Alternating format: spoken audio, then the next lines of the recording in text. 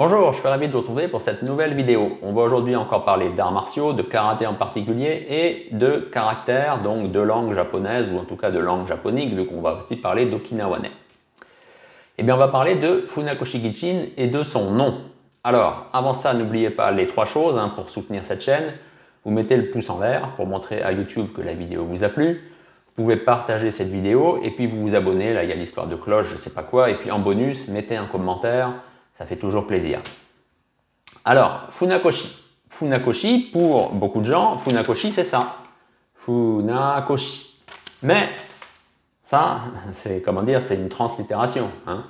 Funakoshi, c'est un nom, on peut dire, qui est japonais, on simplifie. Mais il s'écrit avec des caractères, ce nom, des caractères chinois. Donc, les caractères chinois, c'est cela. Funakoshi. Funakoshi. Voilà. Ça, c'est le nom Funakoshi tel qu'il est écrit présentement, que vous soyez à Okinawa ou que vous soyez dans le reste du Japon. C'est aussi simple que ça. Le souci, c'est que ce bon Funakoshi Gichin, eh bien, quand vous regardez ce qu'il a écrit ou comment est-ce qu'on parlait de lui, plutôt comment est-ce qu'il était désigné par écrit dans les années 20, les années 30, les années 30 moins déjà, vraiment plus les années 20, eh bien, ce n'est pas la même graphie. On va parler de ça un peu plus tard. On va déjà revenir sur ce terme Funakoshi. Funakoshi, c'est donc un nom de famille, ça s'appelle un patronyme, mais ça désigne aussi en fait un nom commun en japonais, tout simplement. Et il a un sens en fait. Funa, c'est le bateau, c'est une embarcation, c'est un bateau un peu important. Et koshi, koshi, ça vient du verbe kosu, qui signifie en fait passer à travers, aller quelque part, traverser, ça peut même être transiter. Donc, c'est, on peut dire, le terme un peu barbare donc, de la linguistique, eh ben, c'est un substantif. C'est le substantif du verbe kosu. Voilà. Mais littéralement, donc, c'est en fait une histoire de traverser en bateau, aller quelque part en bateau, mais c'est aussi en fait aller sur un bateau, comme vous allez le voir, puisqu'en fait, Funakoshi, ça désigne au sens, on va dire, le plus courant, quand vous avez justement deux embarcations, deux bateaux, comme ça, qui sont mis à côté l'un de l'autre, et puis entre les deux, vous avez donc une passerelle. Et bien cette passerelle, c'est ça en fait, Funakoshi, ça exprime bien ce que ça veut dire. Vous êtes sur un bateau et vous passez à un autre bateau. Voilà. Ça, c'est un sens pour Funakoshi.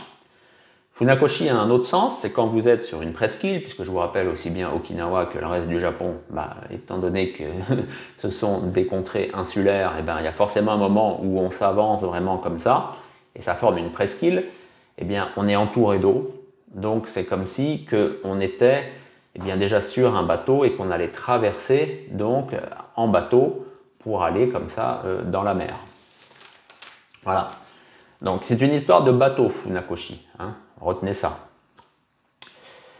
Le souci, c'est que quand en 1609, le fief de Satsuma, c'est un fief, c'est pas un clan, quand le fief de Satsuma est arrivé au Ryukyu, eh bien là, les fameux samouraïs, parce qu'il y en avait quand même un peu, ont dit mais qu'est-ce que c'est que ça? Ils ont le même nom que nous, Funakoshi, ça s'écrit comme nous, mais c'est pas des japonais, ce sont des Ryukyuins. Donc on les domine, ils n'ont pas de raison d'avoir le même nom que nous. Qu'est-ce qu'ils ont décidé? C'est qu'il y a des choses qui sont communes, ça. Eh bien, c'est que le nom Funakoshi allait bien sûr rester, mais il allait plus s'écrire Funakoshi, donc cette histoire de traverser le bateau, cette histoire de passerelle. Non, on va l'écrire comme ça, et je vous l'écris tout de suite. Funakoshi, c'est très amusant, enfin c'est très amusant. C'est des caractères comme ça qui sont un peu surprenants. Funakoshi, donc ça, on peut dire, ça c'est la richesse, c'est l'opulence. Ça c'est le nom, na, Funakoshi. Vous voyez, on est passé à 3 caractères. Le Funakoshi qu'on connaît, c'est 2 caractères. Donc Funakoshi, ça ne fait pas de sens en soi, puisque donc c'est les hanches au nom qui est opulent. Voilà, c'est ça que ça veut dire.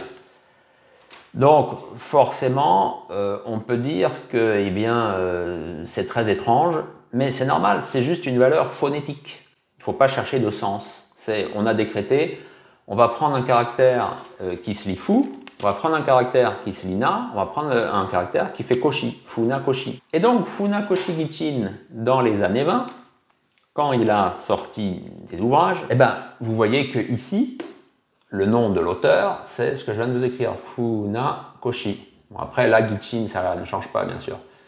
Funakoshi. Donc, Funakoshi en 3 caractères, c'est comme ça eh bien, que le maître okinawanais était connu durant une bonne partie de sa vie. Et il a même sorti des livres sous ce nom-là. Il faut le savoir, parce que si vous cherchez seulement Funakoshi avec cette graphie-là, vous aurez les livres qu'il a fait à la fin de sa vie.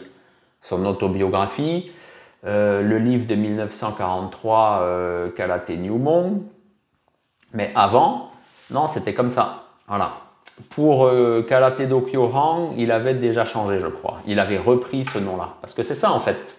C'est que comme il était à la métropole, ce bon Funakoshi, ça, forcément, ça fait bizarre pour des Japonais. On se dit, mais qu'est-ce que c'est que ça?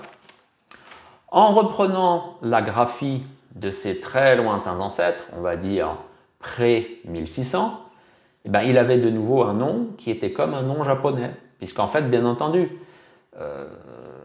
Funakoshi à Okinawa ou Funakoshi au Japon, il n'y avait pas de raison que ça s'écrive de façon différente. C'est pas parce que les cultures étaient différentes, les langues étaient différentes, que forcément il ne peut pas y avoir les mêmes noms. On a des mêmes noms en France qu'en Italie. Pourtant, le français, c'est pas la même langue que l'italien. Ça n'empêche pas.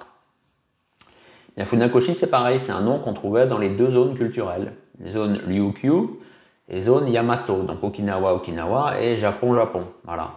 Après, c'est, on va dire, un événement historique, l'invasion de Satsuma, donc au Ryukyu, qui a fait que on est passé de cette histoire de bateau à cette chose qui ne fait pas sens en 3 caractères, alors qu'avant il y avait 2 caractères. Voilà. Et il y a encore des Okinawanais maintenant qui s'appellent Funakoshi en 3 caractères. Mais beaucoup ont repris Funakoshi en 2 caractères, parce que voilà, ça fait un peu plus sens justement, et puis de toute façon c'était comme ça que c'était à l'origine, je vous rappelle. Donc il n'y a rien non plus d'incongru ou de particulièrement spécial, c'est plutôt une réappropriation.